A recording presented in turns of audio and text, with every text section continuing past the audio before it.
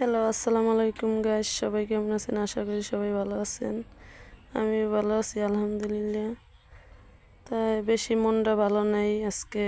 আমার নানির স্বপ্নে দেখছি অনেক কিছু, তার জন্য আমি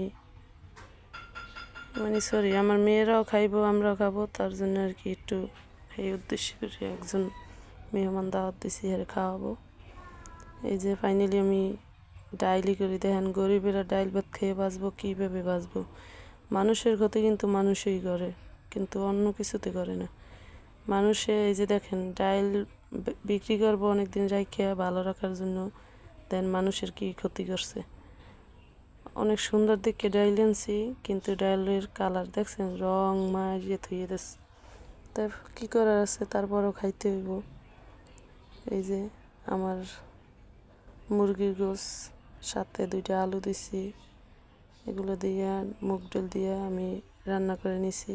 বিরিয়ানির মশলা ইন টোটাল যত মশলা লাগে সবই দিয়ে দিছি এর সাথে। এটা শেয়ার করার কিছুই না, কারণ সবাই রাঁধতে জানেন। তাই এই যে আমি ফাইনালি বসাই দিছি। চালটা আগে ভাজিয়ে নিছি, ভাজিয়া বসাই দিছি। ওটা ভিডিও করা হয় নাই, কারণ একার হাত তো, তার জন্য সব কিছু ভিডিও করা হয় না। তাই ভিডিওটা যদি ভালো লাগে একটা লাইক দিয়েন, যারা সাবস্ক্রাইব না দিয়েছেন সাবস্ক্রাইব দিয়ে রাখেন। সাথে আমি ডিম দিছি, কারণ একজন মেহমান খাওয়াবো বলে কথা। নানির অনেক দিন পরে আমি স্বপ্নে দেখছি, সে আমার কাছে বলতেছে যে খাবার আসেনি কিছু, খাইতে চায় তেমন, ওটাও বলে নাই আসেনি কিছু, এটা জিজ্ঞেস। তার জন্য আর কি আমি একজন মেহমান খাওয়াবো দেখে আর কি রান্না করতে আছি।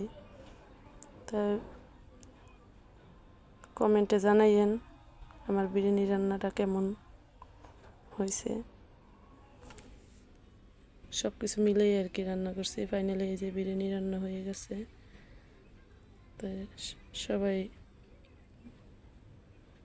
আমার নানির জন্য, আমার মার জন্য সবাই দোয়া করেন, কারণ তারা যেন জান্নাতবাসী থাকে, জান্নাতবাসী হয়। এই যে আমার বিরিয়ানি হয়ে গেছে, তার জন্য আমি বয়সটা ভালো করে দিতে পারিনি, আমার অনেকই খারাপ লাগে। সবাই দোয়া করেন।